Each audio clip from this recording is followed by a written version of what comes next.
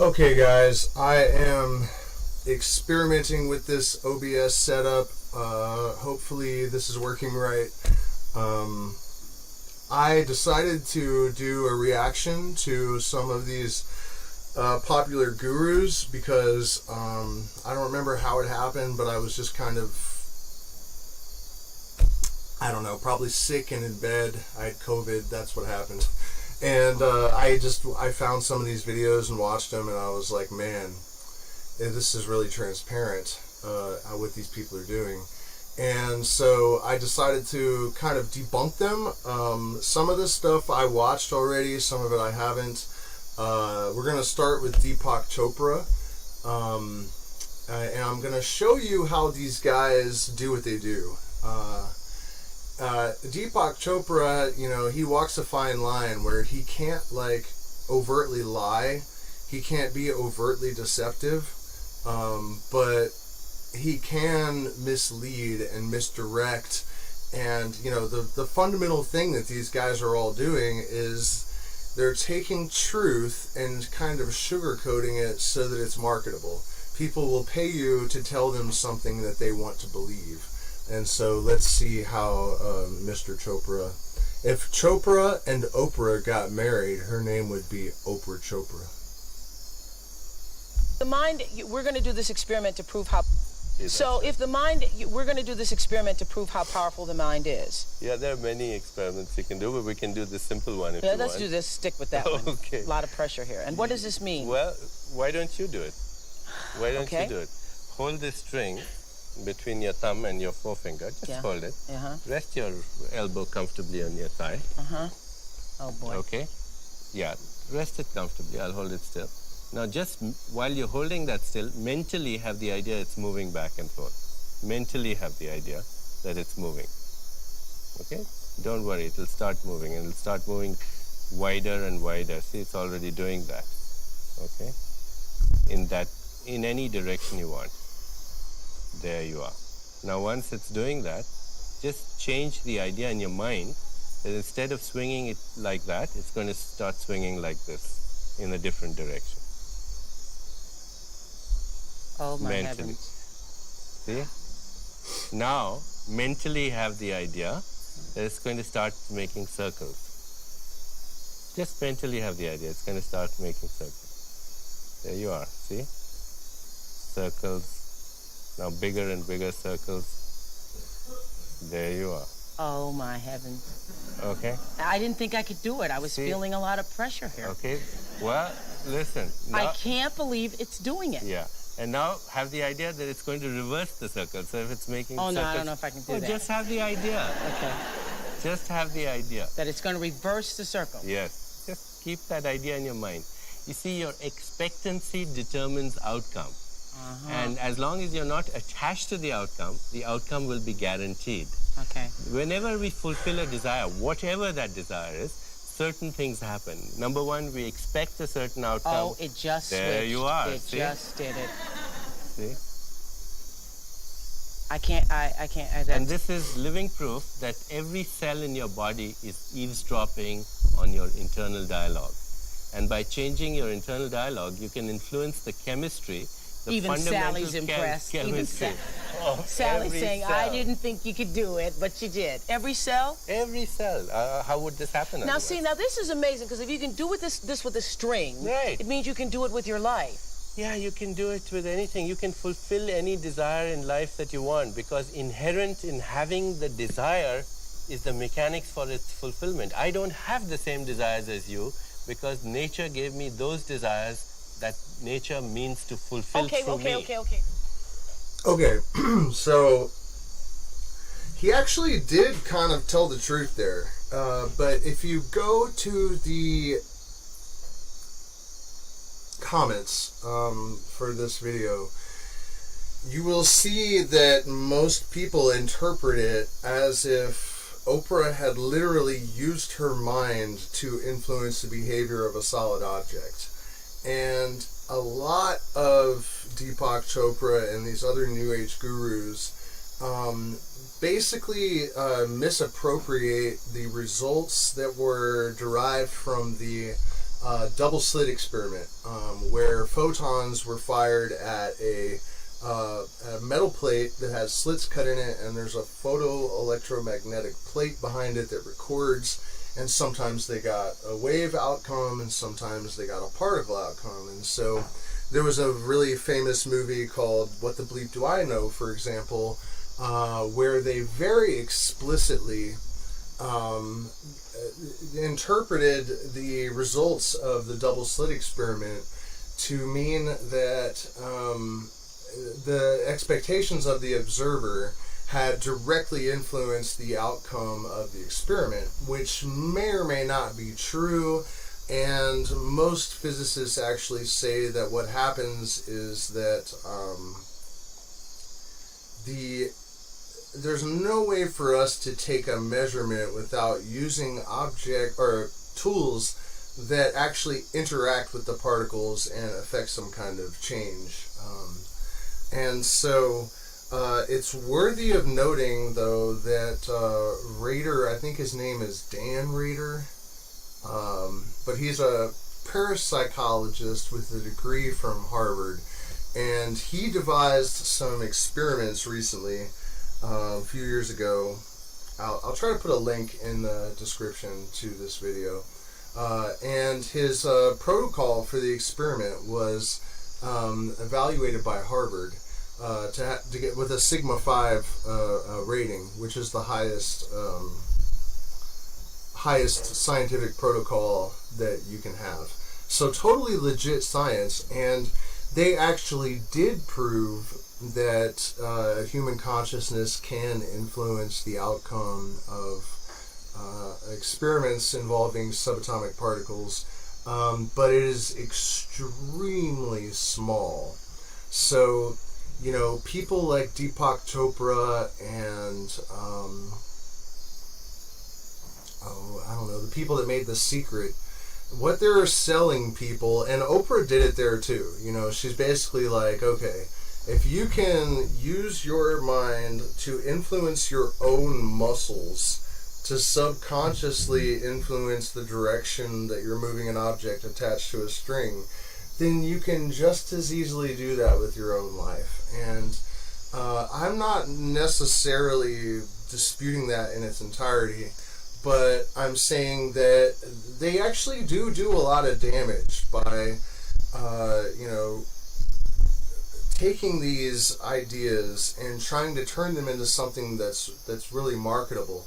The reality is that if you're going to develop your consciousness to the degree that it's like laser-like precision and the power to actually influence your reality, you're going to have to be, like, you know, seriously devoted to the development of your consciousness, to meditation. You're going to have to be a master. And what these people do is they kind of break this stuff down to like a pop culture level of simplicity and kind of imply that any person that just thinks about something can have it. And, you know, I don't think that's helping anyone. I don't think that it's like doing any justice to reestablishing cultural respect for the office of the shaman or the mystic. It's just kind of denigrating it, and it's not, you know, what we need to do is tell people the truth, that, you know, your consciousness has some ability to interact with energy, but unless you're really, really disciplined, and you put in a tremendous amount of work, it's really insignificant. So let's move on from one other thing that I want to say about Deepak, and I'm sorry about the distortion here. I'm having a lot of trouble with this audio gear, but one other thing I'd like to mention about Deepak Chopra is something that I read in one of his books, and, you know, he definitely is not above outright lying. He said that synchronicity is mentioned in the Vedas, and that's just an out-and-out lie. That the synchronicity wasn't even a concept until Carl Jung. And so what he's actually doing is taking tremendous liberties with the fact that the Vedas do mention cities, which are basically parapsychological phenomena like synchronicities or precognition, telepathy, and as the initiate is developing his ability to access higher states of consciousness through meditation, or plant medicine, shaman also pretty routinely are able to access telepathy and precognition and other sorts of parapsychological phenomena. But the Vedas advise the student to ignore the cities, because until you really, and this is another reason why these New Age gurus are not doing anyone any favors, until you have developed the discipline and the willpower and the skill and the wisdom to discern between wish demons, which is where, maybe you've noticed that you have some precognitive capacity, you have managed to manifest some things, and you start to believe that everything that you want to think is precognition, or is, or you start to really overestimate your ability to influence, to manifest, and you can get yourself in all sorts of trouble. This is very well illustrated in Fantasia, when Mickey Mouse steals he's an apprentice. I think it's called the Sorcerer's Apprentice. He steals his gear, his teacher's gear, and he tries to constrain the demons of mops and buckets to do all of his chores for him, and he ends up like almost drowning. And so that's a pretty apt allegorical representation of the kind of shitstorm that one can generate messing around with the occult without the proper training. So just wanted to mention that, that I think once Deepak ran out of ideas, he's not above just completely making shit up. And I, from my point of view, that's not cool. And with my own material, for example, I really try to make sure that everything that I put out there, is legitimate. I definitely don't think it's cool to mislead people and to take liberties with the truth like that. So let's see, what do we have next up on deck here? Let's see, where's the chat? Is everything sounding okay? Because I see no feedback in the chat. Let me know how things sound and whether this is all working well. Okay, so here's more Oprah. This one is just absolutely ridiculous. Another one that's really lame like this is Ramtha. She is just such garbage. It's just really basic, numbskull. Some of it's not even metaphysics. It's just like she'll say totally meaningless things and then look at you really condescendingly like she has uttered some fantastic enlightened truth, and it's just nothing. I mean, it's embarrassing to even watch, and to think this woman has a school where she teaches people how to be completely mindless, muddle-headed mystics. They're thinking the voices in their heads are channeled. I mean, it's just sad shit. So let's take a look at this and see how you can detect this fake channeling for yourself. Because, I'm not, just because I'm criticizing these people, it does not mean that I am absolutely opposed to the idea of channeling. I've had several experiences where I've received information from beings during plant medicine experiences and in normal state of consciousness. But, my criteria for taking them seriously is that they knew things that no one possibly could have known that I was able to verify absolutely. One of the things that you'll notice is that a lot of these professional channelers will absolutely avoid anything that is really specific and where they could be proven to be frauds. So this woman does a really good job of making it really obvious that she's completely full of shit. So let's check it out. To channel my food. Okay. I'd like you to channel my food. Okay. In order for me to do this, I just need a couple of moments.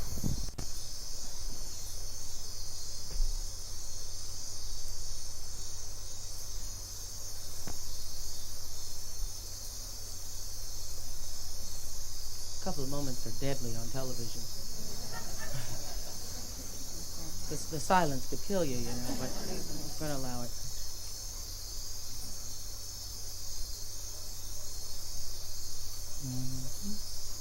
I was going to say hum a song, Oprah. Well, I don't want to interfere with the process. Yeah.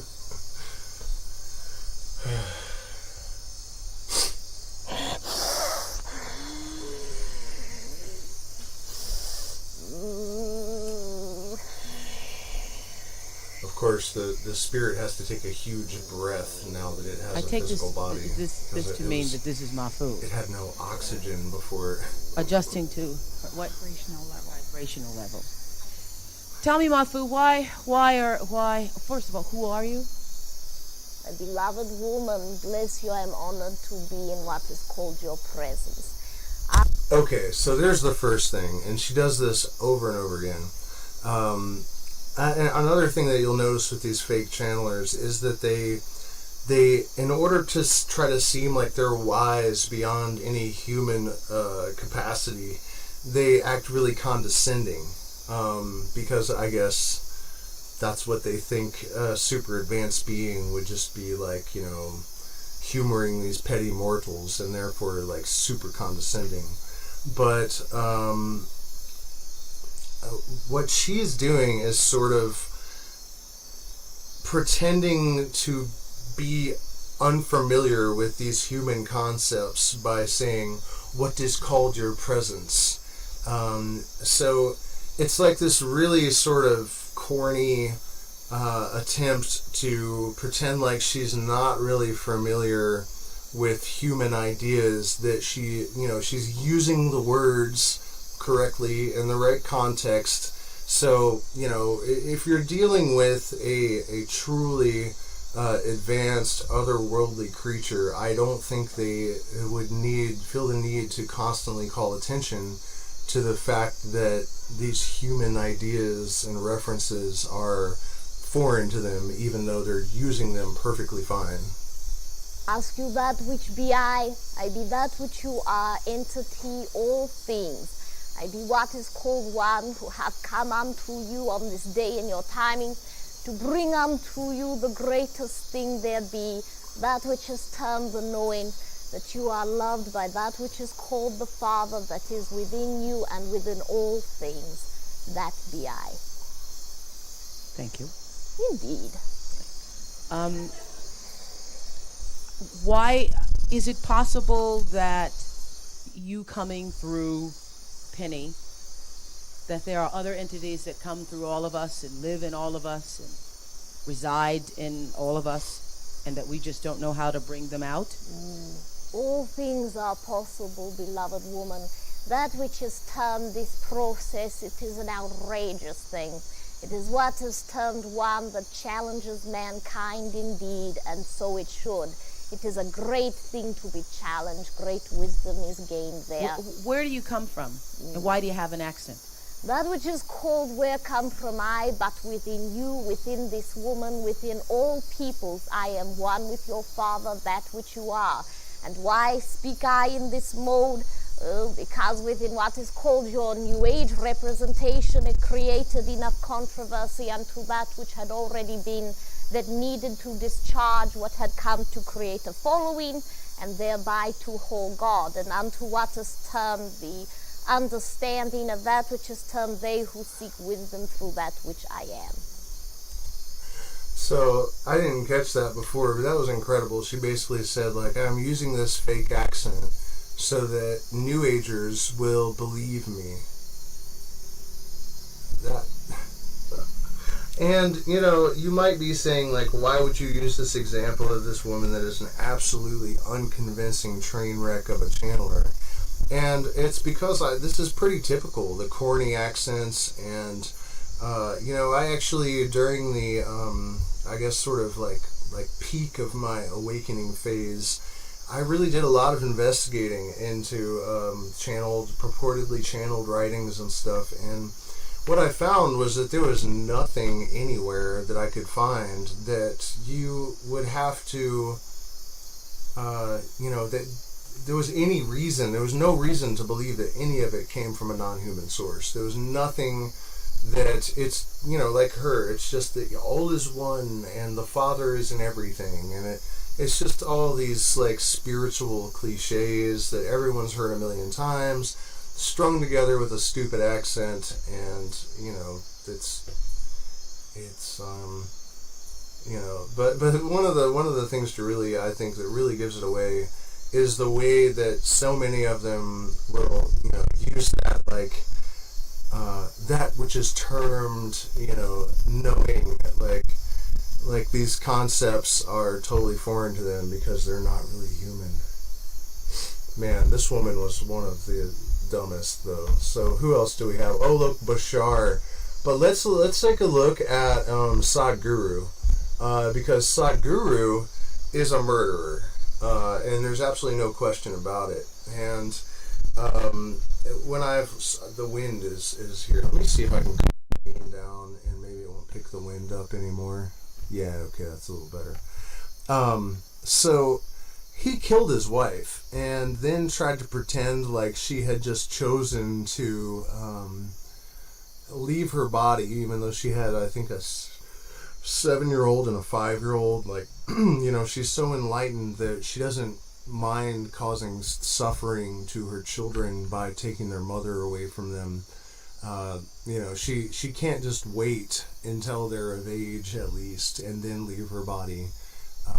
Because she has no patience, I guess, because her level of illumination is so high that she can just choose to leave her body.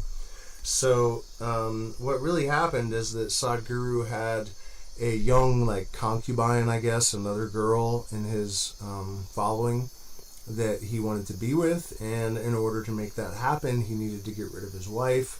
So he killed her and took her out and propped her up in front of his followers, and said, you know, okay, well, now she's leaving her body. Okay, the process is done. She's dead. And then her father and the police contacted Sadhguru immediately and said, do not dispose of the body. We want to do an autopsy. And even though it wasn't Sadhguru's tradition to burn the body, they burned the body before the police and the father could come. And the number of people that believe him, that she just chose to leave her body, regardless of the fact that, you know, he basically destroyed the evidence and then fled the country. It's truly frightening, truly frightening. And after this short video, where he talks about ayahuasca, I'll play this interview where there's several indicators that he is absolutely guilty. He's not even convincing when he's making these arguments, as you'll see.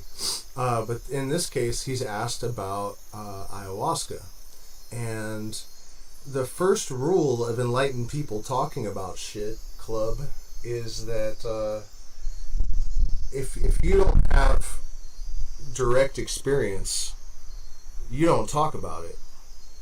You know what I mean? When people ask me questions about things of which I have no direct knowledge, you know what I say? I don't know anything about that. But because Sadhguru is supposed to be playing guru and has access to all the information in the universe, because he's an all-knowing guru, he can't say, I have never drank ayahuasca, therefore I don't know. And the answers that he gives are actually pretty unfortunate and damaging because they're not true. So let's have a look. These systems were mainly designed for a complete thorough cleanup.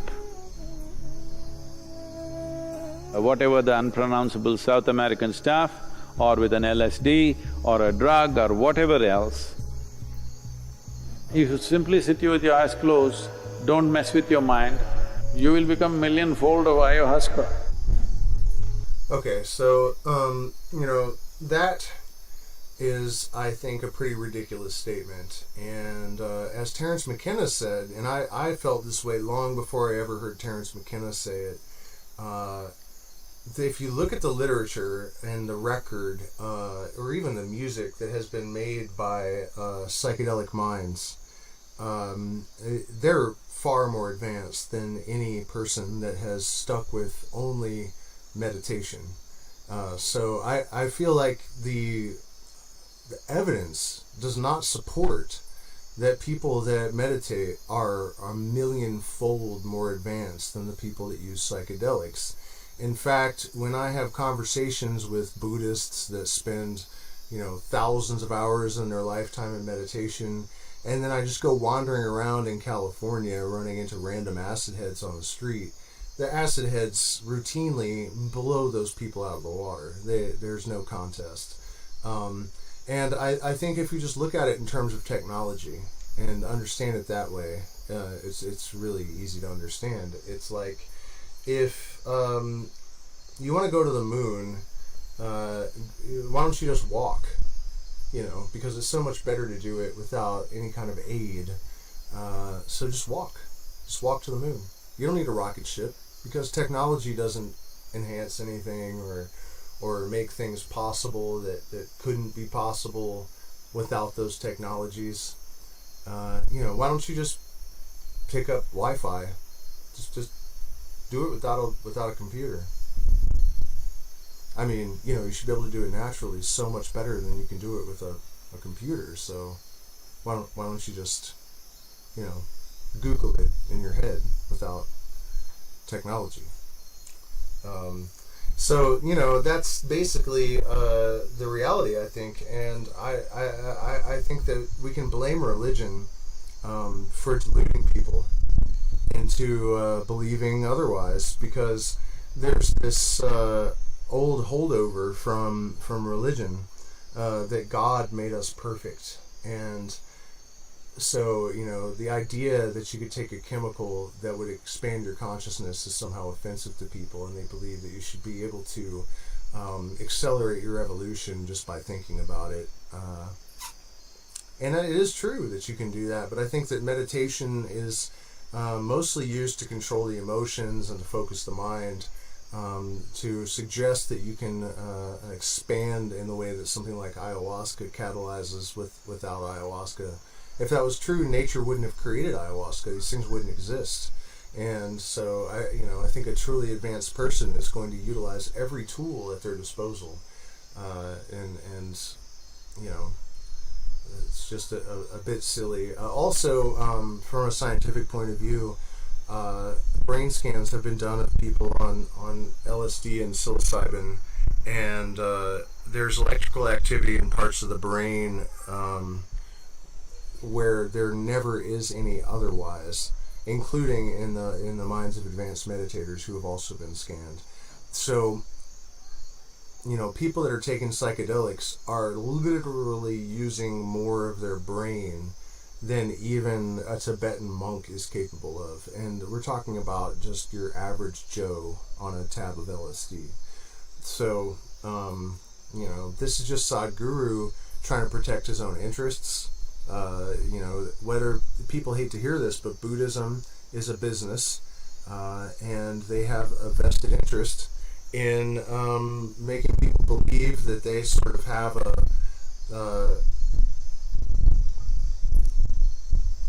patent on enlightenment, that it's like their thing, and that their methods are superior to everyone else's. And I just don't think that it's true. So, moving right along.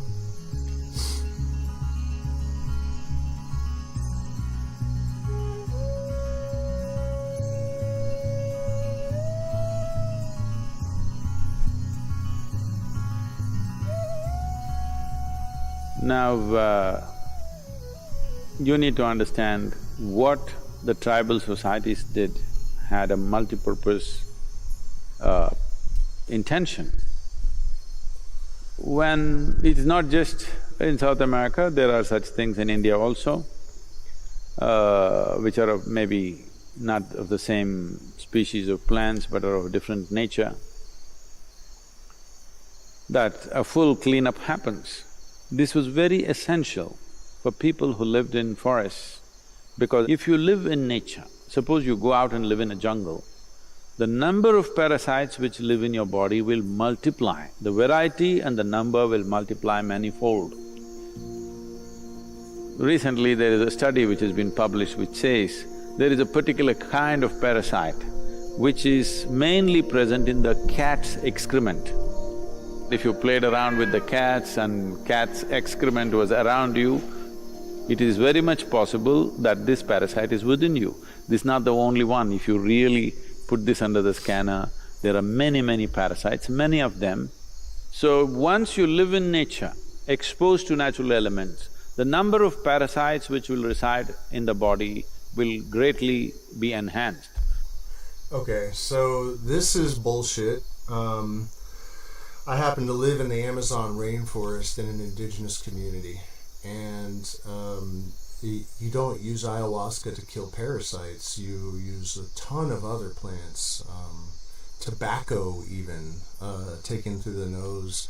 But there are a ton of plants that are indeed used to control parasites, and one of the things that the Quichua and Shuar and other indigenous tribal people here in the Amazon really take pride in is not just their knowledge of plants, but their knowledge of mixing plants. So when you go to the market, the Quichua women will have like 8 plantas or 21 plantas. They're just called however many plants are in them. So 8 plantas is 8 different plants.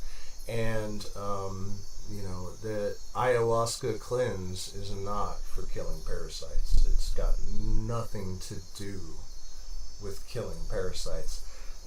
In fact, I had a parasite infection myself, and once I had drank a bunch of ayahuasca, I wasn't feeling well, and I was complaining to ayahuasca that I was having visions that were just nonsense, and I wanted something that I could use.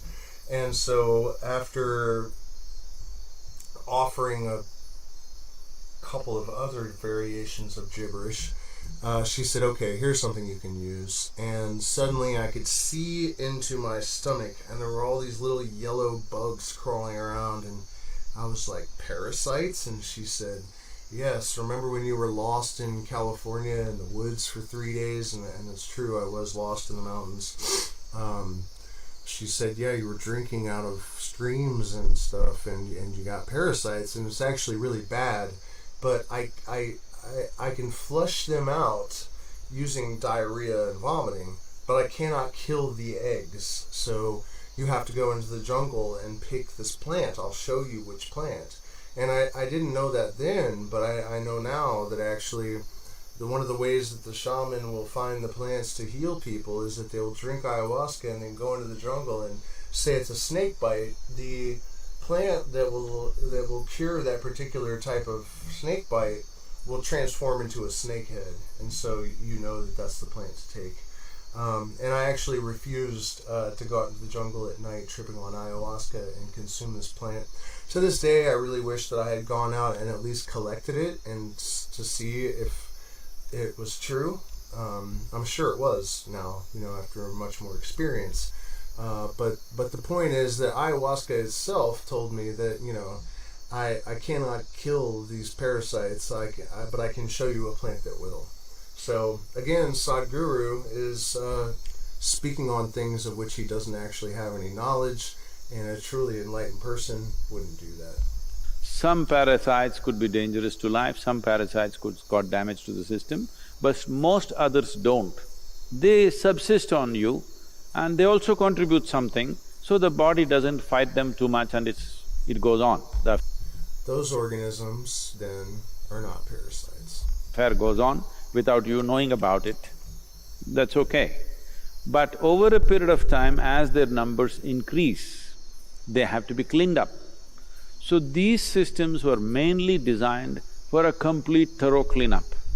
In India, we have various methods where not always with hallucinogenic substances, but there are also concoctions with hallucinogenic things where it's complete purging, because in India we don't believe in bringing it back, we want to pump it down. So there are systems with which if you drink water after 2 hours, just pure water will come out. To that extent, your entire alimentary canal is just cleaned up thoroughly. This is something that was regularly done to all of us when we were growing up. Once a month, everybody has to go through total purging.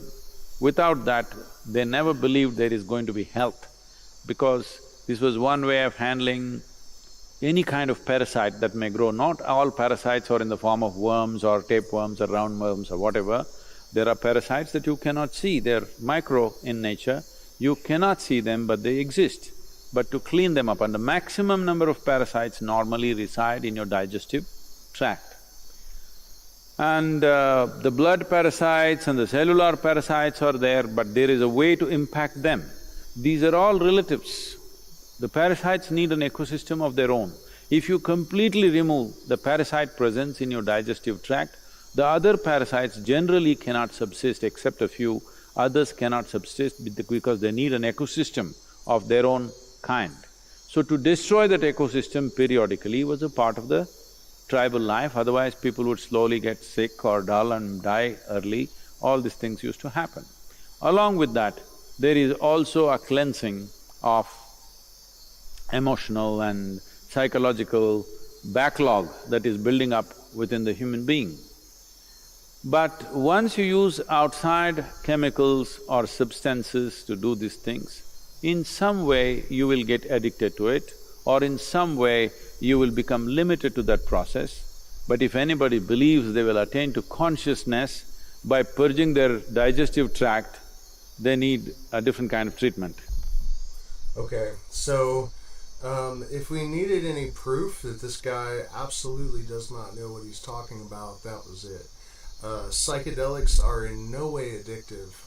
While it's true that there is a rare person that finds a way to abuse them, most psychedelic compounds actually have almost like safety mechanisms sort of built into them. LSD, for example, stops working if you take it 2 days in a row. You have to double the dose and double the dose and double the dose, and so, you know, pretty quickly you're going to require so much LSD that it's going to be very impractical to abuse it.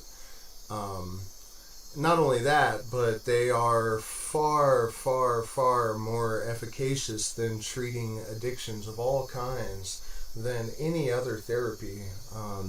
In fact, smoking cessation is 85% higher success rate after 3 years than any other known cessation method. I quit smoking in only about an hour of deep breathing with LSD.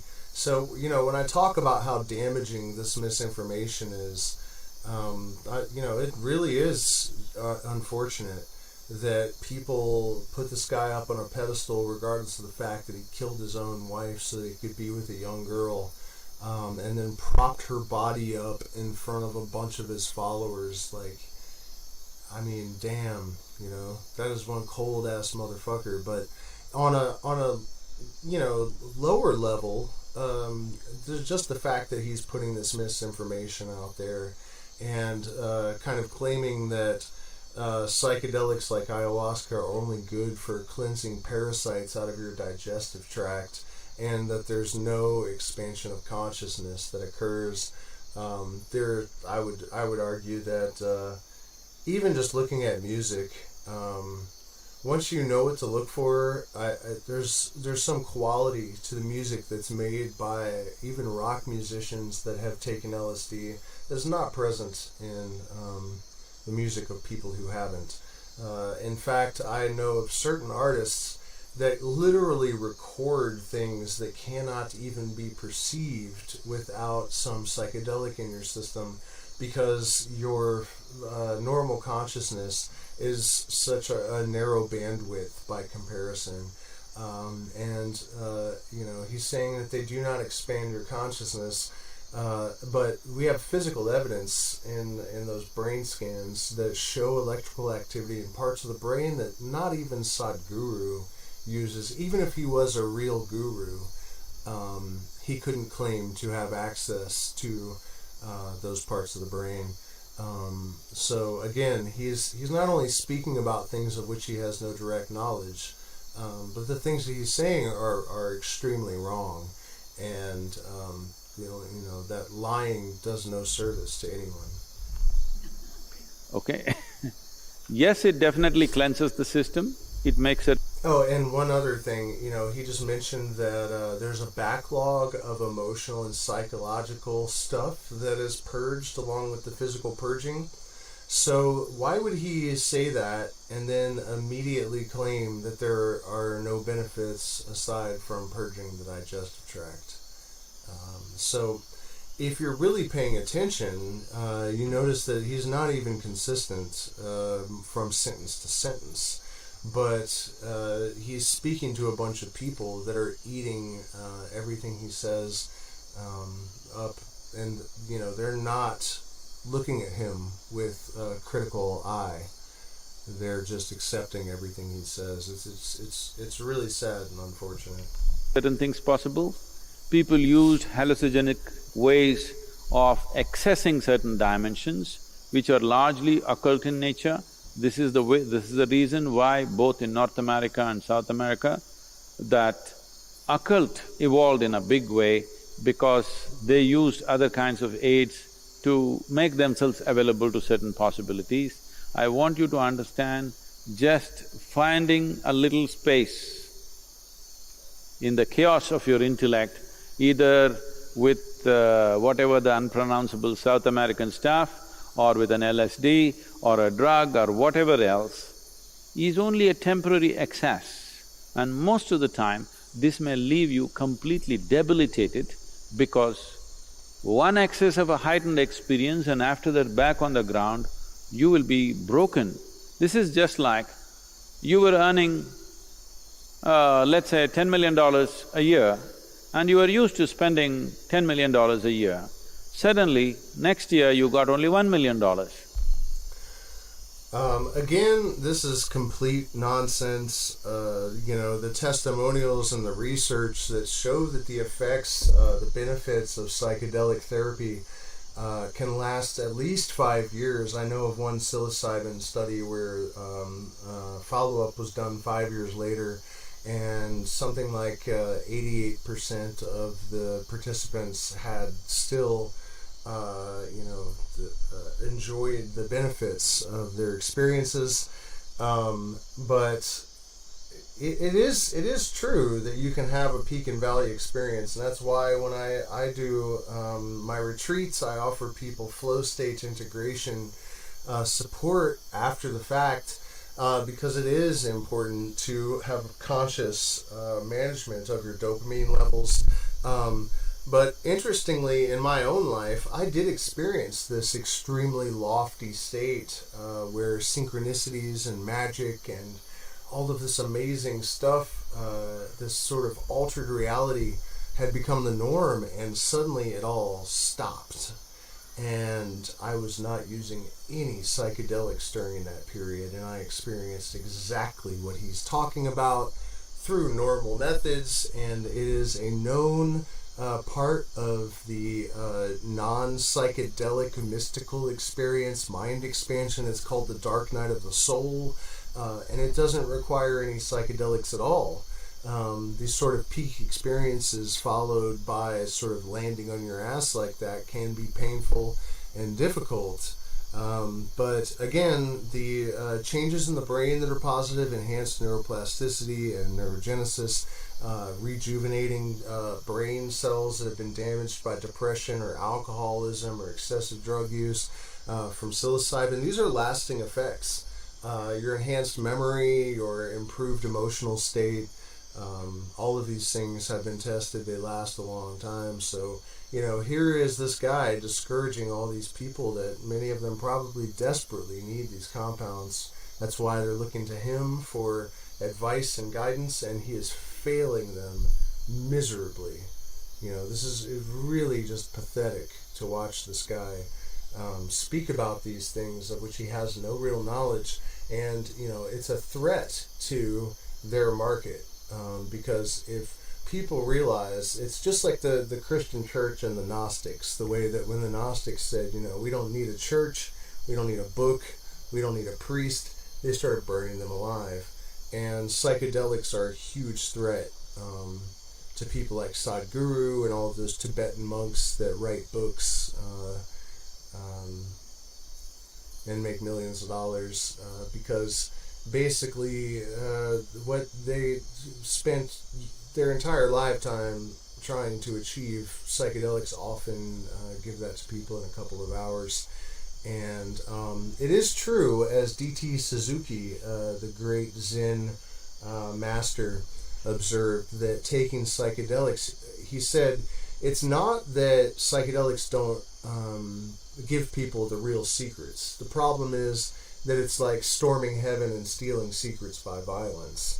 And what he meant is that if you acquire heightened powers of perception and increase your ability to manifest, and you experience precognition, but you have not developed the willpower and discipline to keep yourself safe from ego inflation and chasing after wish demons and all that sort of thing, you can get yourself in trouble. And so doing it through meditation is safer, in the same way that riding a bicycle is safer than driving a Lamborghini. If you crash your bicycle, you're maybe at worst going to, you could crack your skull open, but on average, you're just going to scrape your knee or something. Whereas if you crash a Lamborghini going 200 miles an hour, you're going to die.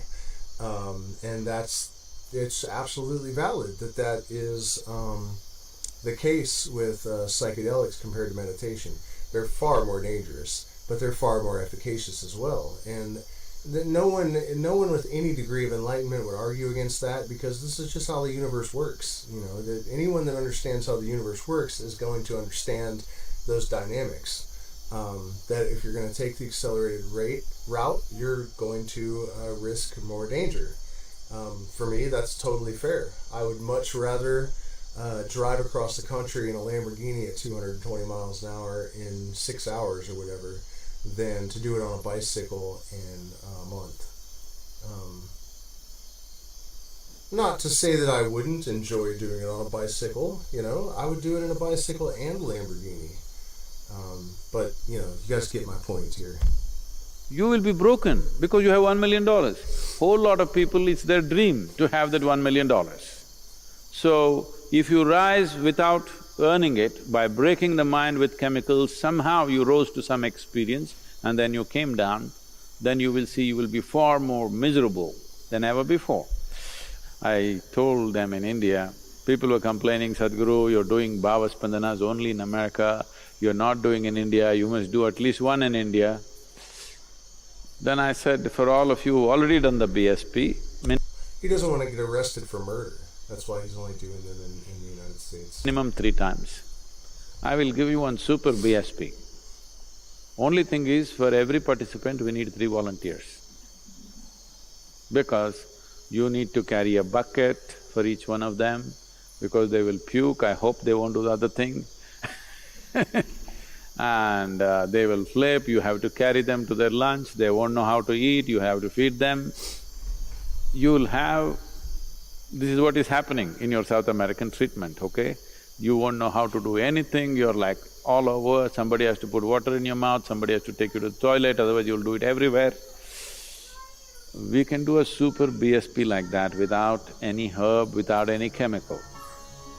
We can tweak that dimension of you, which is a huge purging on all levels. I've occasionally had to help people walk, it's true, but for the most part, during my ceremonies, people can drink their own water, they can still walk to the bathroom. In fact, with a little bit of practice, the medicine will do as you direct. So, if, for example, I'm having very, very powerful visions, and I can't see across the building, the Maloka, and I need to focus all of a sudden, the visions will compress into lines so that I can see, and then I can walk around and do whatever I need to do. So again, Sadhguru doesn't know what he's talking about. But don't mistake this for consciousness. Yes, it gives you a certain relief, but it doesn't take you to any place.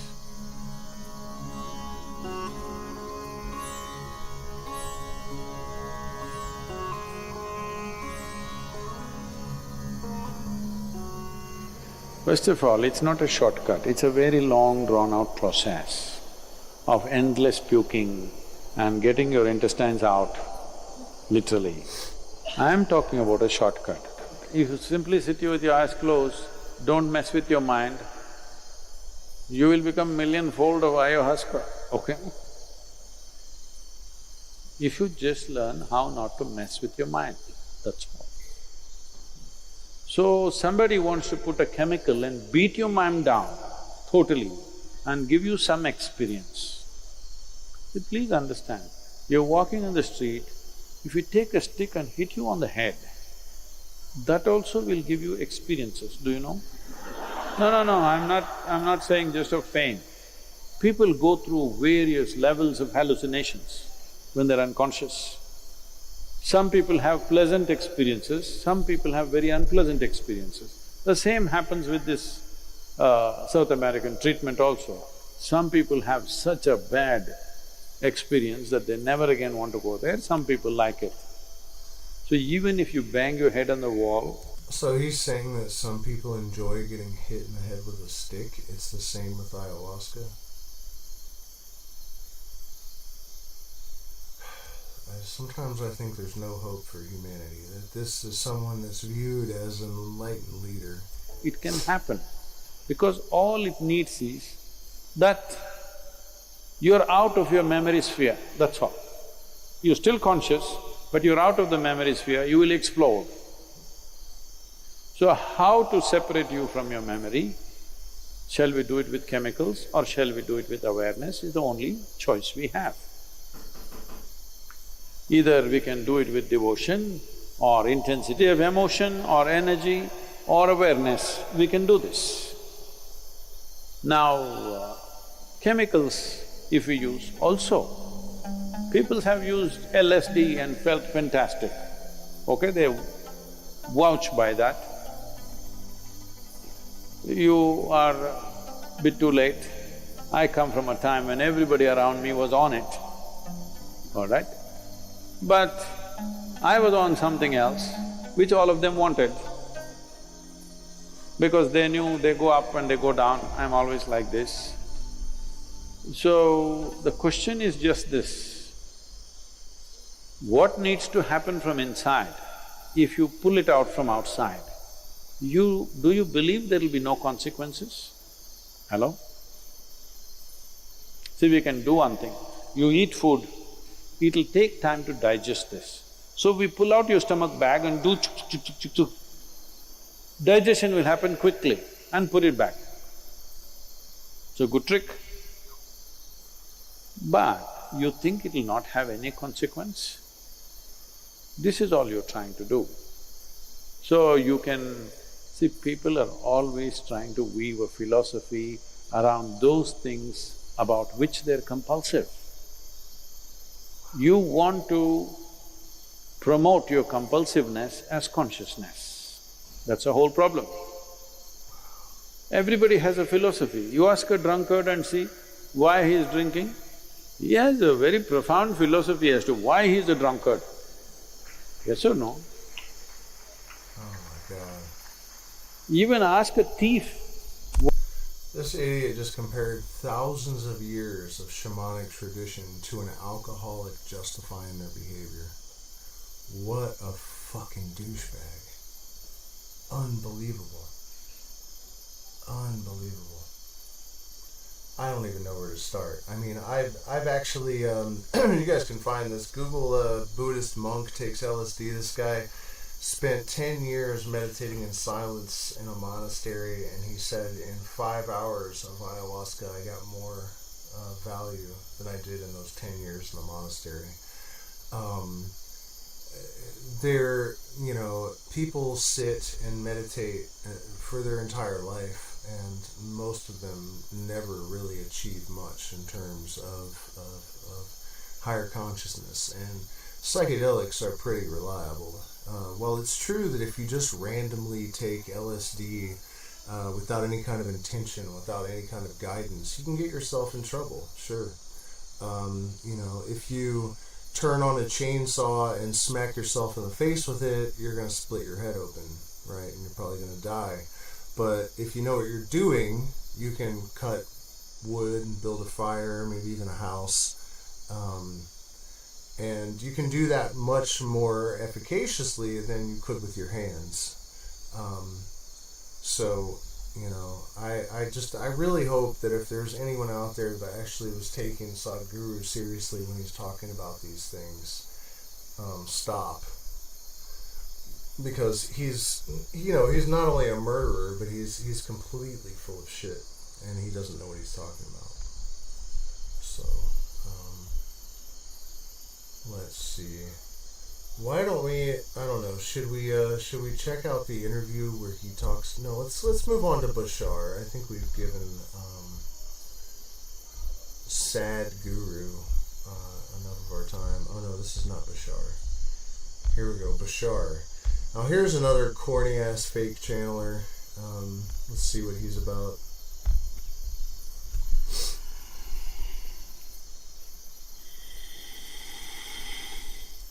By the way, that's pre-recorded deep breathing. His microphone is not doing that. You could actually, just there a second ago, you could hear his actual breathing in the mic. It was out of sync a little bit with the recording that they're using to make it sound dramatic. All right, I'll say good day to you this day of your time. How are you all? And what did I say? Remember the other lady was like, this that they call in your presence? He's like, this day in your time, as if like it's not his time as well or something because he's outside of time, I guess. But making that little extra effort to establish that he's, something other than an ordinary human. And actually, if you're really thinking about it, it has the adverse effect and exposes the fact that he's just some asinine buffoon. And the thing that I think is really sad about this is that I've actually heard some of Bashar's stuff, and he's basically just reciting the Kybalion. But if he was talking about this stuff without feeling the need to falsely predicate it, to predicate his authority on the idea that it's coming from some higher being, then you could take him more seriously. And I think that anyone that feels compelled to predicate their authority on the idea that it's coming from an advanced being, the material should stand on its own. That's not necessary. A lot of the things that I say and ideas that I've come up with, I sometimes feel like it's not me, that I'm receiving this stuff from a universal mind or some kind of higher intelligence. But if I write a book, I'm the author, you know what I mean? I'm not going to necessarily even mention the fact that I feel that it may be transmitted. I don't. All right. That shouldn't be necessary. All right, thank you. First and foremost, we thank each and every one of you individually, and again, all of you together collectively for the co-creation of this interaction and the allowance of this transmission this day of your time. You have been... Got to point out here that, time is apparently a foreign human concept to this guy, this channel person. But he'll constantly use pop culture buzzwords like co-create. So, time is something that is alien to him because he's a higher dimensional being, but he's somehow well-versed in the current New Age terminology. not sus at all. Exploring the idea of consciousness, so let us take the idea a little bit further. What exactly is consciousness? Well, it is self-awareness, self-reflection. In order for you to know that you are you, you have to have something else to compare it to. Without a concept of an other, you would not have a concept of self. Therefore, consciousness is literally self-reflection, self-awareness, the ability to know the self by knowing what is not the self. The idea is, as we have described from time to time, that existence is one unbroken thing. There is an aspect or a form or a version of existence that we call the one, for convenience, that does not know itself. It is completely homogeneous in the sense that there is nothing else but it. Therefore, there is absolutely no reference point for it. Therefore, it has no sense of self, no experience, no self-awareness whatsoever. But there is also the version of existence that does know itself. And that is what we term, for convenience, all that is. It is literally the existence that is aware of itself because it creates within itself a kind of reflective pattern of resonance of energy, and therefore creates otherness within itself, a reflection of itself, and therefore it can know itself that way by comparing the reflection of itself to itself and become self-aware. No, I have no particular issue with any of that, but if we're channeling higher dimensional beings, are we looking for something that we can't just read in the Kybalion? And that's, one of the red flags I find with this stuff is that when they're not offering anything new or anything that a human couldn't just easily come up with, what is the point? In this case, I'm pretty well convinced that he has deliberately, knowingly, and obviously just read the first few pages of the Kybalion and paraphrased it. It's not that these are similar ideas, or that both Bashar and the Kybalion are speaking the truth, and therefore they're saying the same thing. It follows the structure of the Kybalion so closely that I really suspect him of having had the Kybalion sitting open, and then he memorized his talk by just paraphrasing it bit by bit. Those reflections continue to reverberate on and on and on and on and on infinitely. And each and every one of those reflections then is literally all that exists within all that is, all that. And so now he's offering Terence and Dennis McKenna's idea of a holographic universe, which is actually an extension of the Hermetic thought. A lot of people don't realize this about Terence McKenna, but he was actually deeply into Aleister Crowley and John D. and Edward Kelly and the sort of Western occult mystery tradition. He actually made this super corny movie where he played John Dee, who was the court magician and astrologer to Queen Elizabeth. And he actually has no lines.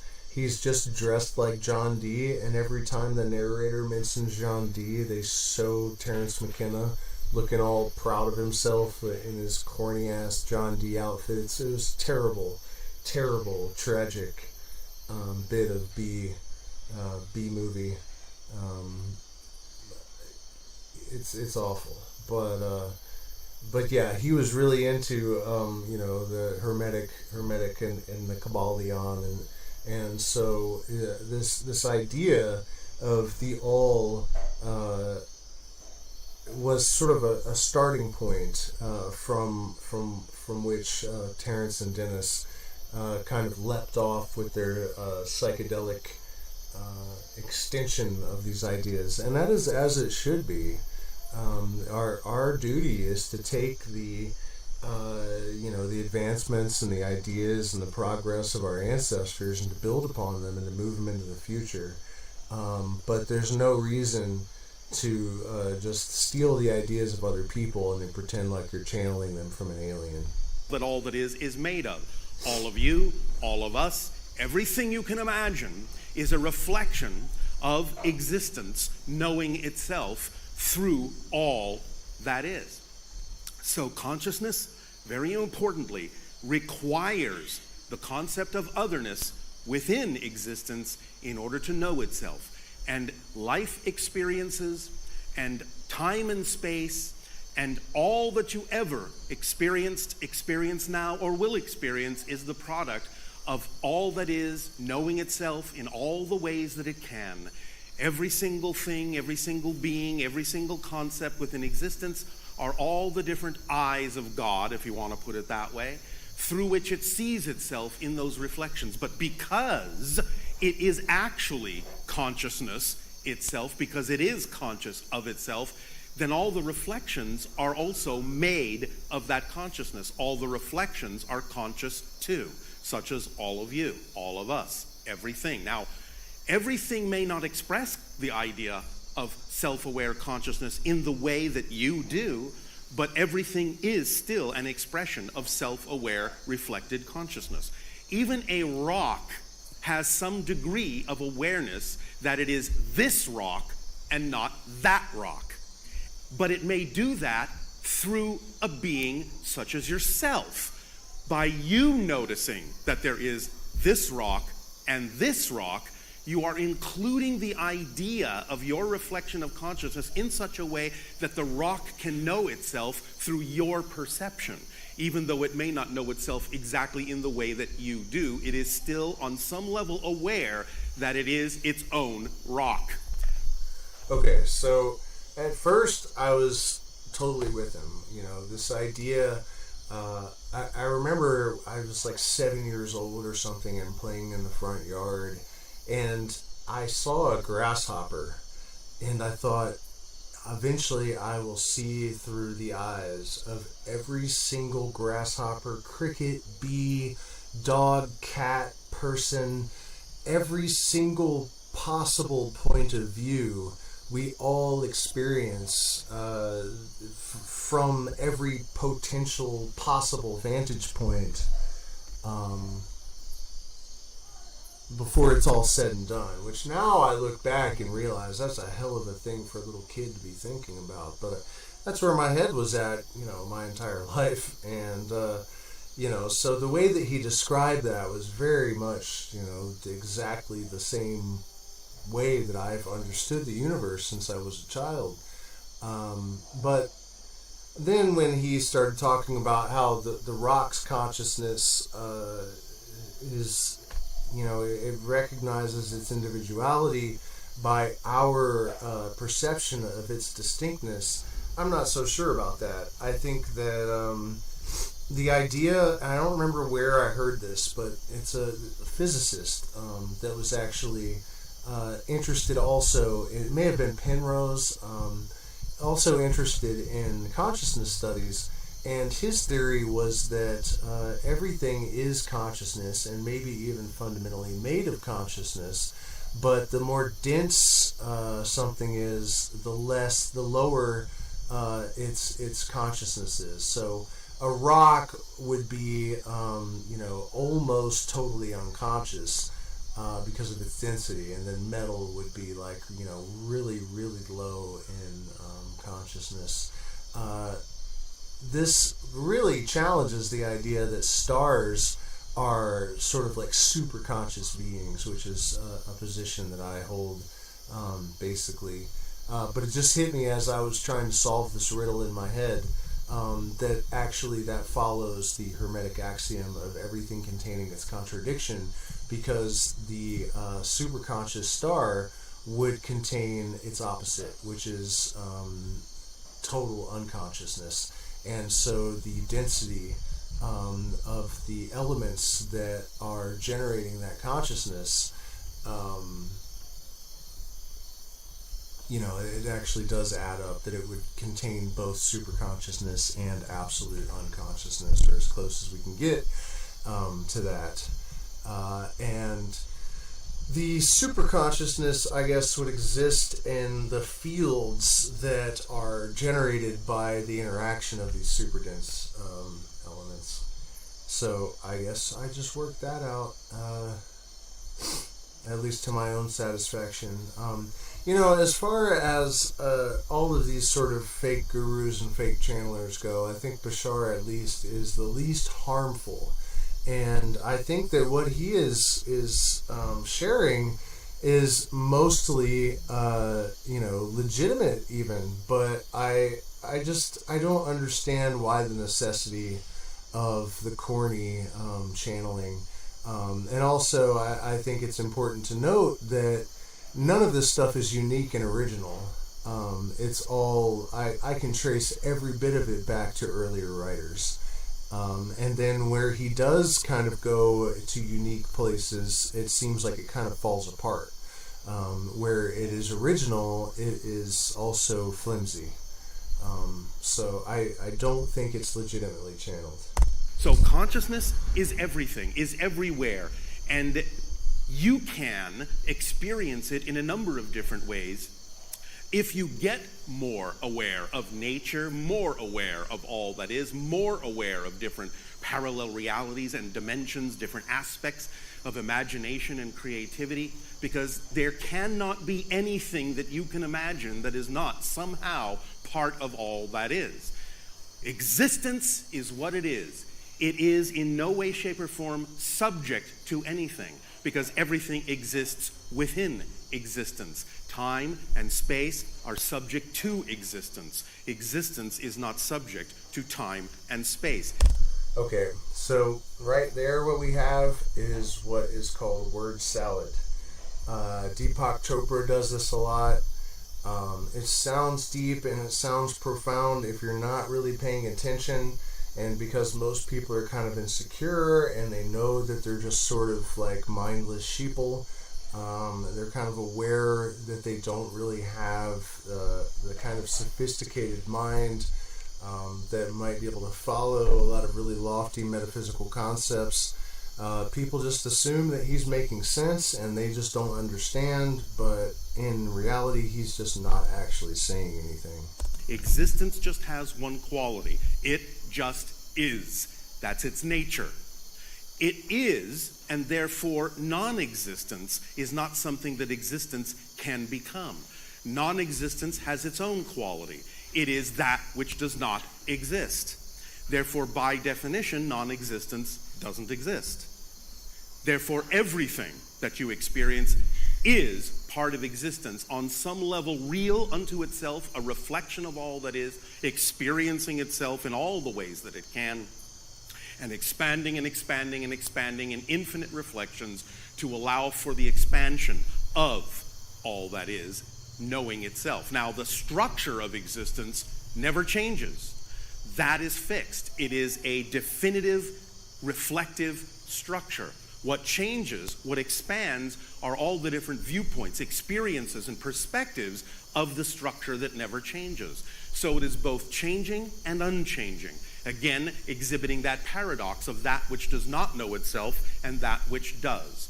And this is why it all comes down to that ancient idea you have heard on your planet for thousands of years as to why it is so important to know thyself.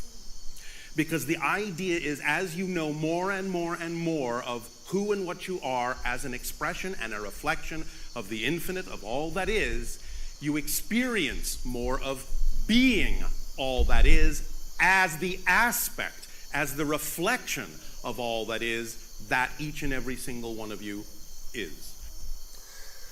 That's exactly what I think about the universe, and I think that that's really a pretty good job of describing it. The occasional devolution into word salad notwithstanding, I still think this is corny fake channeling, but he's doing a really good job of describing stuff that's in a lot of books, and that I think is painfully obvious to anyone that really has any degree of enlightenment at all. Is this making some sense? All right.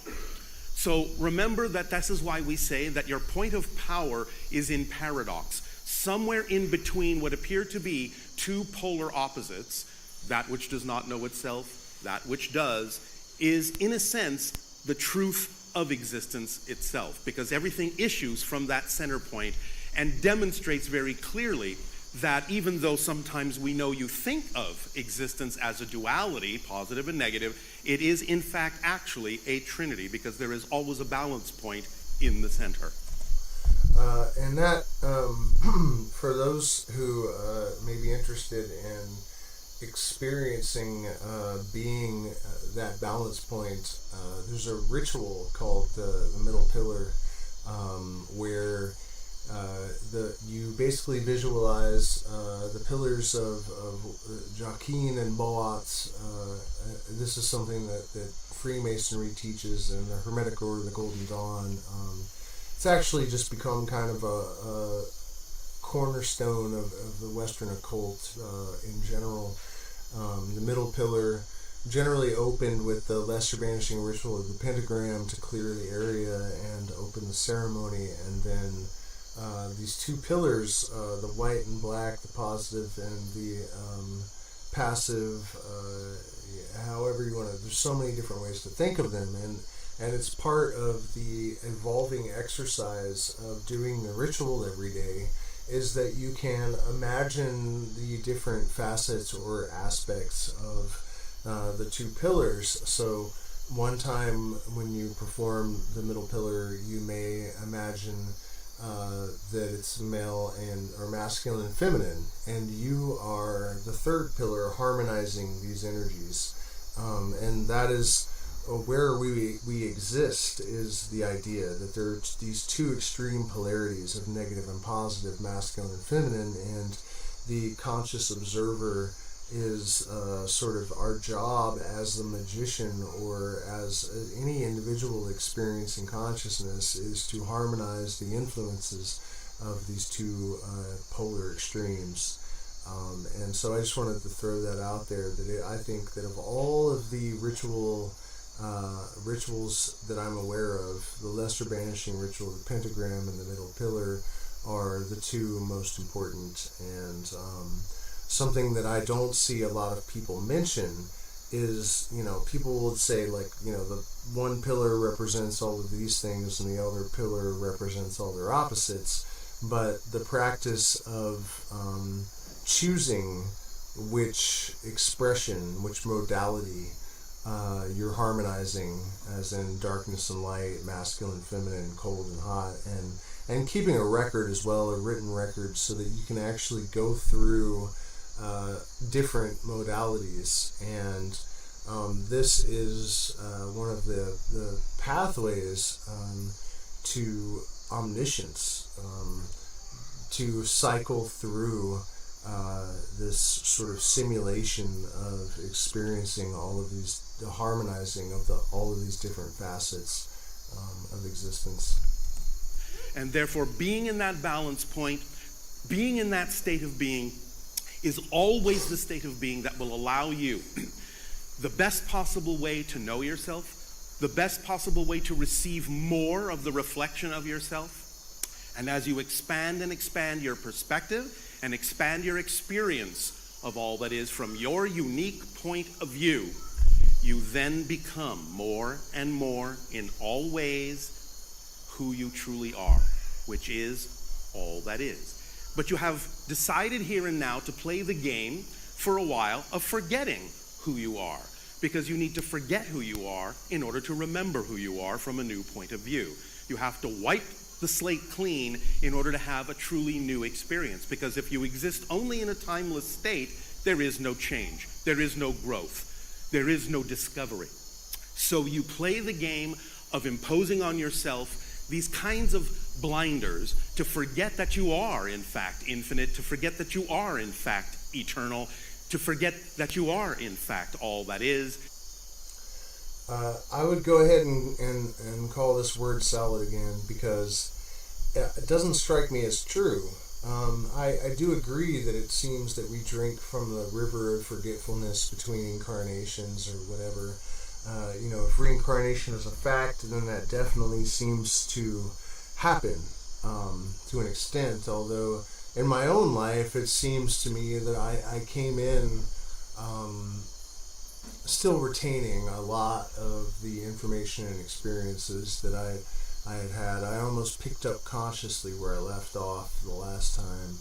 A lot of the stuff that I've ended up studying as an adult from the Western Mysteries and the work of Aleister Crowley and Eliphas Levi and all of these guys, as I've gotten older, I've realized it was really crazy that I was already thinking about all that stuff as a child. So my point only is that in my own experience, it seems that this drinking from the river of forgetfulness is not always complete, that the slate is not necessarily wiped clean. In fact, if it was wiped totally clean, there wouldn't be much point, because it wouldn't be a process necessary of evolution. It would just be this sort of random coagulation of experience without any seed of purpose in it, and I don't think that the universe works that way. Also, if we were just to experience life in one long, continuous line, without any reset, without wiping the slate clean, as long as the universe kept reconfiguring our experience, we would have change and growth. So this is another example of where I think the idea that this is all being presented to us via a channeled higher intelligence, they wouldn't have these glaringly sort of, really easy to pick apart and analyze and discover that it's just not, it doesn't withstand analysis, really. So you can play the game of not being all that is and explore and discover new perspectives of yourself, and that's what allows all that is to grow and expand forever and ever and ever. It never ends. Never, ever, ever. You have ideas on your planet that you call such things as blending with God. Well, when I blend with God, I guess that's it. No, because as you blend... Again, he's doing that thing. You have ideas on your planet like blending with God. I mean, I think that a consciousness like this would just say, well, we have an idea of blending with God. That is not something that would be specific to like earthly cultures, and there really aren't these universal consistencies. There is no earth culture. It's a bunch of different cultures. So that to me, it seems like this sort of faked, phoned in alien, drawing attention to my non-humanness, which I don't think a real alien being would feel compelled to do that constantly. And with God, what you actually experience is that you are God. There is nothing but you. And this is what each and every one of you can experience, because it's holographic in nature, it's holographic in structure. And therefore, just because you might suddenly experience yourself as all that is, doesn't mean it's necessarily finished. Because you could experience yourself as all that is from one perspective, experience yourself as all that is from another perspective, and on and on and on and on and on and on and on. The ring has no beginning, the ring has no end. Existence just is, and it is always, always, always becoming and being simultaneously. Again, the paradox shows its head. In light of the idea now that you may have a bit of a reflection of the idea of consciousness being a reflection, being a sense of self based on the sense that there is another that seems, that appears to not be you, of course it is, but appears not to be you, you have a sense of that game of existence that it plays with itself to awaken itself to new understandings of exactly what it is. Does this seem to be somewhat helpful? All right. Just absorb it in your own way. Doesn't matter how you interpret this. It's your own journey, your own path. You are your own reflection. You are your own representation of all that is. And without your unique perspective, all that is couldn't be all that is. So always please remember, you are valid, you are valuable, because if you weren't needed, believe me, you wouldn't exist. That's something that San Pedro once demonstrated for me in a horrifying fashion. I think I might have told the story even in my last live stream, and I don't want to be too redundant, but it was exactly that point that it was making by showing me that each individual unit of consciousness basically has the same sort of fundamental function as subatomic particles, and that if you were to remove any fragment or change any fragment of this fundamental energy, conscious energy, that the entire creation would instantly cease to exist, that every single minuscule component of the entirety of creation is absolutely essential. So I'm going to have to go ahead and offer my full support to this idea that he's presenting. Because all that is doesn't make mistakes. So the fact that you exist is validation enough to prove that all that is needs your unique perspective, your unique reflection, your unique experience in order for it to actually be all that it can be. Make sense? Make sense. All right. We understand that in your world of time and space, your time is a little bit limited, so let us begin with sharing and exchange. In your world of time and space. See how often they do that? This like corny reminder that you're dealing with a being that is non-human. If you wish, with your questions and dialogue. Here comes the recorded deep breathing again. Hi. And to you, good day. Hi, I'm Teresa. If you insist.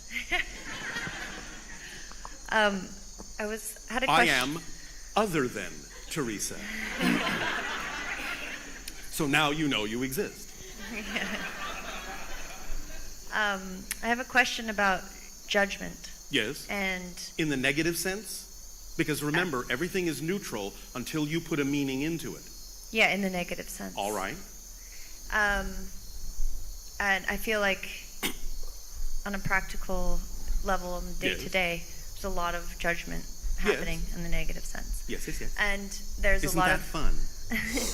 I'm wondering how to understand this negative judgment better, and how to, especially when confronted with things that are seemingly bad and things we shouldn't necessarily accept. Okay, so let me answer that, and then we'll see, because I did not watch this. I watched the first minute of it or something before I did this, but I have not heard his answer. And I was actually thinking about this today and how to explain why I think that there's this toxic positivity that is sort of one of the cultural approbations or something. It's one of those narratives that's really being pushed. That people have kind of adopted this position that any criticism of anything means that you're negative, and that there's no qualitative judgments that should be made about anything, that there's no good music or bad music, there's only personal opinion and subjective evaluations. And I've never felt that that is true. In fact, I think that that is one of the reasons why popular music has devolved so much, and why part of the reason that entertainment has become increasingly vapid and the culture is just more and more lame as time goes on. The reality is that there is good and bad music from all different genres, all different styles, but some of it has this connection to something greater, this soul and power and fluidity and or groove. There's so many different ways for things to be great, but there also are things that actually do just suck. And I think it's one of those really kind of toxic developments that, you know, it's like the road to hell is paved with good intentions, where people mean well, but the end result is not good. What we want is progress, evolution, to build upon the past, to create greater art than ever before in human history, greater music than ever before in human history. And without qualitative judgment, there is no real progress. There's just more crap, an endless addition of zeros, but no greater values are attained. So that's one aspect of that answer, and maybe that's not the judgment in a negative sense. But you know, that probably would have been my answer. How to see value in negative judgment. Well, you can always recognize what you do and don't prefer. But the concept of recognizing what you prefer doesn't mean you need to invalidate what you don't prefer, because it is an equally valid choice. And you can recognize that you don't prefer it from a neutral observational position. The idea of judging something negatively actually usually is representative that you're judging something negatively within yourself. Because if you understood that everything is neutral and that it is truly an equally valid choice, then you wouldn't have any charge on it, as you say. You would know that it can't affect you because you're not accepting that, because you don't prefer it, so you can't be affected by it. So if you know that you can't be affected by something that someone may offer you that you perceive to be negative in energy, negative as a state of being, if you know it has nothing to do with you and know that it cannot be experienced by you just because you can observe it neutrally, then what reason do you have to judge it? What is the advice for people, say there's some people or not protesting, but showing their hate for another type of person? Well, how do you respond to that? As I said, as a culture, as a group, you recognize that what they are expressing is hatred for some part of themselves. Do you understand? It's just that they're in denial about it. Remember that a person who is in denial is also in denial that they're in denial. Yes? Yeah. Therefore, they may have been brought up to believe that they are not worthy, unloved, undeserving. They may actually feel that they are in judgment of themselves, but they are afraid to look at that because they are afraid that if they do look at that, it will turn out to be true, that they're unworthy. So they will do everything to avoid looking at that within themselves, and that means they have to look outside themselves and project what they don't like about themselves onto others as convenient scapegoats. You follow? Yes. So if you understand that those people who hate others are in a sense in pain from hating themselves so much, you can have the compassion to help them start to find a way to look at themselves and heal themselves by understanding there are ways to validate themselves so they do not have to judge themselves negatively and therefore would have no reason to judge others in that way. Does that make sense? Is that helpful? In a sense, yeah. But a really great example of that, I think, is like southern low-income rednecks and southern low-income black people. They're so similar in the way that they speak. Just so many different aspects of the two cultures are so similar, and you know, I don't know that there's any other set of subgroups that more famously hate each other. So that you know, I think that example is a tremendous proof of what he's saying. And I also feel like the answer that he gave was exactly the pop culture toxic positivity that I have so much issue with. So I felt like that was another point against his assertion that he's channeling a higher being. He basically gave the virtue signaling approved liberal just, you know, the Karen approved answer that you would expect from like any like middle class white woman that's trying to get the approval of the people around her. I mean, but when you have yes, I'm not able to necessarily speak to these people, or people with that understanding aren't necessarily able to speak to these people. So why not? Or well, why not? They are, I guess, but just they are what? Sorry, I'm trying to formulate my question here. Yeah, I suppose I have these conversations with people, and we, you know, do you allow, through that neutral standpoint, do you allow them to speak their mind? Because if you don't allow people to speak, you can allow them anything, because again, you understand it doesn't really affect you. Now, it doesn't mean you excuse someone who is perpetrating something negative upon another or forcing themselves on another, but you can understand that dialogue and communication and helping them see themselves in a more positive light can work wonders and work miracles. There is actually, we believe, a story on your planet about an individual that you term an African American going around and actually speaking to members of an organization you call the Ku Klux Klan. And to this day, just because he is dialoguing with them and allowing them to understand him as a person, 200 or more of those individuals have given up their connection to that organization. So this channel being has obviously been spending some time on YouTube because around the time that this was made, that he gave this talk, there was this guy that was black and going around the KKK meetings, and it, you know, but man, that girl's question, holy shit. We have clearly been moving towards this circumstance where like middle class white liberals seem to think that censorship and not even allowing people that have a point of view that may differ from their own to even speak.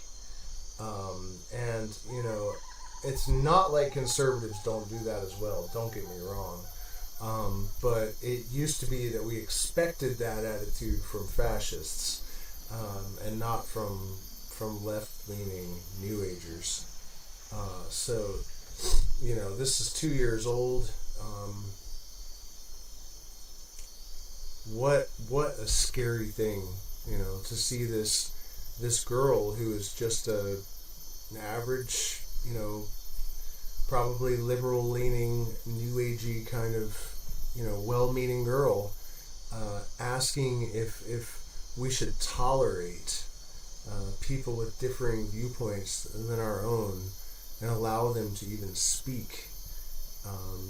And, you know, she did try to qualify this by saying that people that are speaking hatefully, but let's remember that these people have become standard for them to say that anyone that disagrees with them is speaking hatefully. So, yikes. It can be done.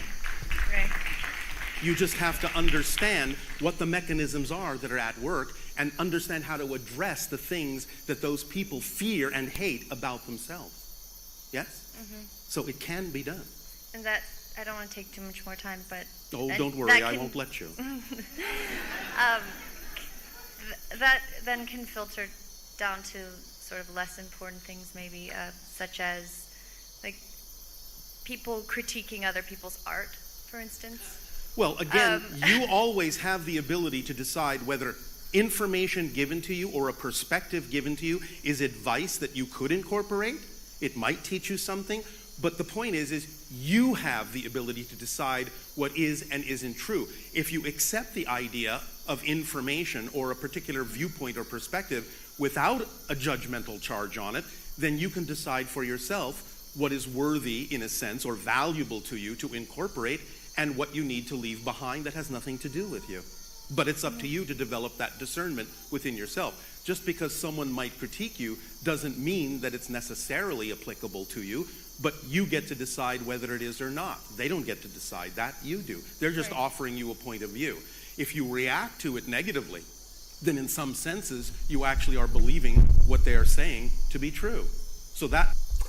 Okay, I think I've had just about enough of this. I think my point has been made. Let me see if, did we ever get any feedback about the sound? Wow, the chat, I really, hey, what happened?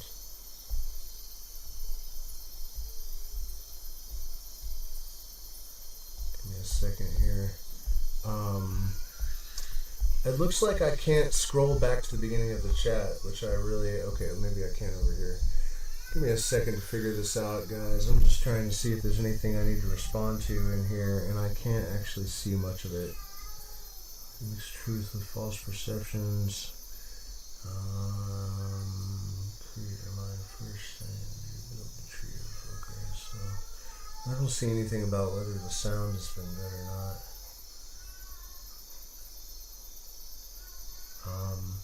Okay, sounds good. Right on. Thank you, guys. So I'm going to wrap this up because I really just kind of wanted to make my point, and I feel like, Bashar, of all of those people, was like the least harmful. He's not really hurting anyone. A lot of the stuff that he's saying is actually, I think, the truth. But I still just kind of think that there's something weird about pretending like you're channeling a being from another dimension, when you're really just, all that stuff was pretty common. I feel like if you're witnessing a channeling from an interdimensional being, it's going to be so obviously real that it's going to just explode with energy, and we're going to be hearing stuff that is, really obviously from a higher dimensional being. And I at least didn't feel like that's what was happening there. But yeah, that guy was cool. Sadhguru and Deepak Chopra, definitely a little bit worse. Ram Dass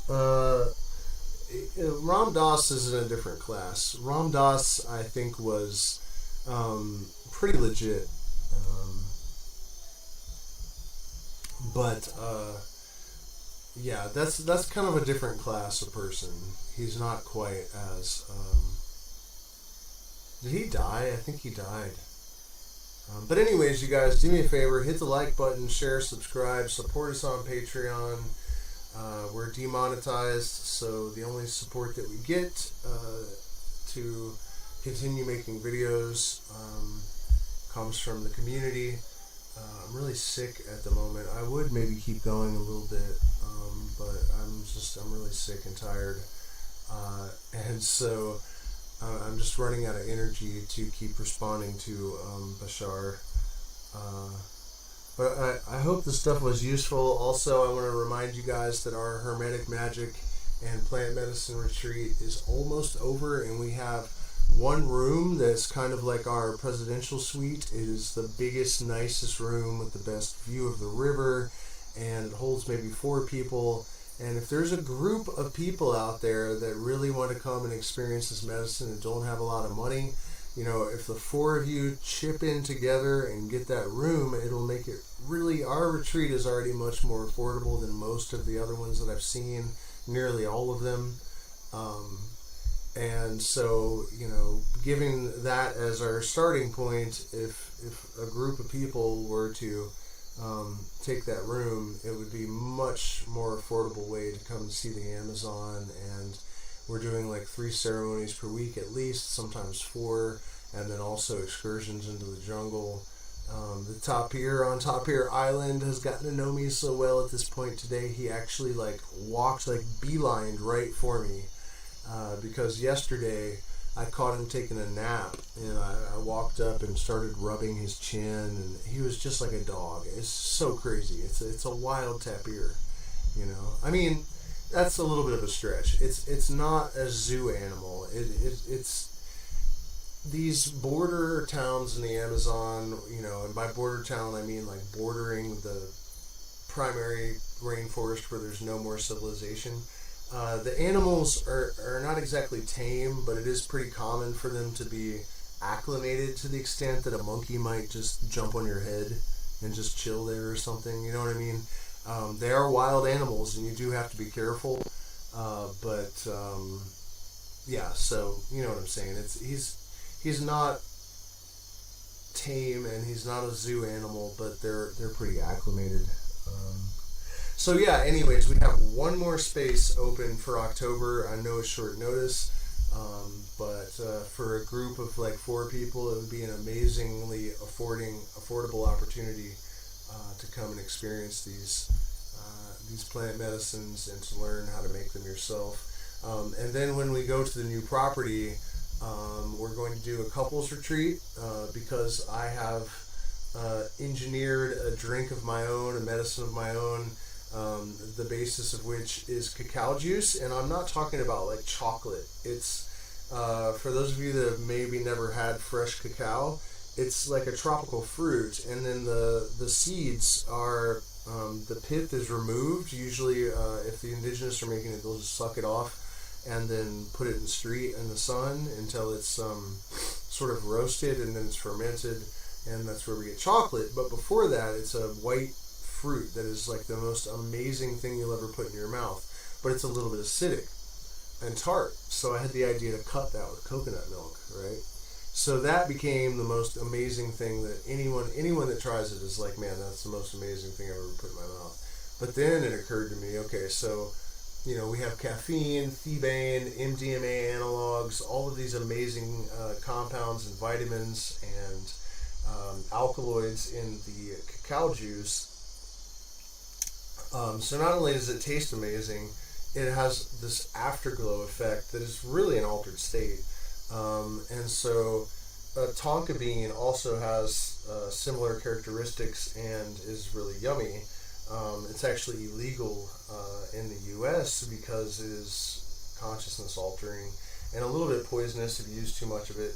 But a little bit of tonka bean with the cacao and coconut milk, and then sananga flowers and bobinsana paste, because bobinsana is a medicine for opening the heart. The sananga flowers are an aphrodisiac. Cacao is used by shamans to give people this feeling of empathy and connection, love, and opening the heart. So I feel like I've just made the most extraordinary drink possible in terms of opening the heart and the aphrodisiac qualities and everything. So this property, there's a spring that is you're only allowed to get in the water if you are a couple or a woman. It's sacred to the Quichua.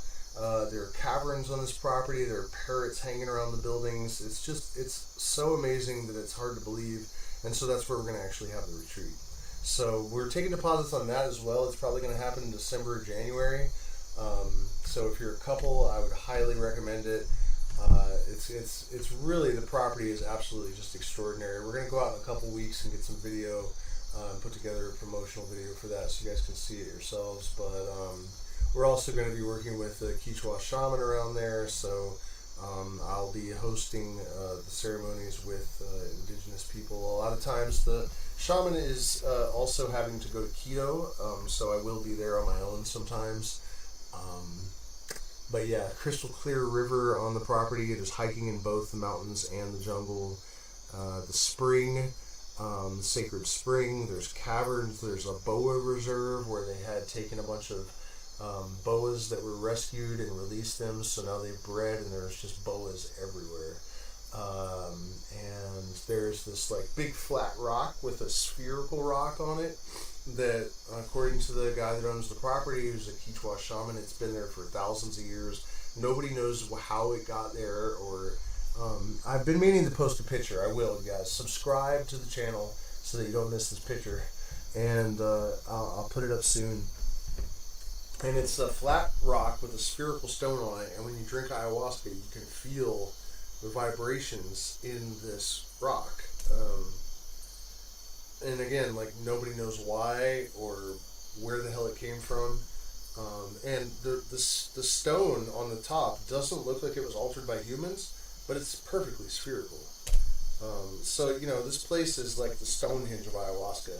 A lot of people think that the Shipibo are sort of like the authors of ayahuasca or something, and it is true that they have probably the most encyclopedic knowledge of plants of the Amazon of any tribe, but ayahuasca is a Quechua word, so really the Quechua are the people that we got this medicine from originally. They named it, and this property is the place where they would all come, the shamans, and meet, and it's basically like we are being offered stewardship of like the Stonehenge of ayahuasca by these Quechua people. So it's a tremendous honor, and all you guys should hear the story of how this happened, because I basically went out and drank ayahuasca, and I was like, I need a new property. We don't like the energy of the lady that owns this place. She's not here. She's in Canada. So don't let it discourage you from coming to the retreat. But, we wanted to get away from it. And I said, give me a sign that we're moving in the right direction. And the next day, I went into a store to get agua de Florida. And the Quechua man running the store just randomly started talking about how he has this property, and so it was literally the day after ceremony where I asked the universe, show me what to do next, and then the one person that I talked to the next day has exactly the circumstances that I asked for, and they were willing to work with us in a way that makes us, because it's $1.5 million property.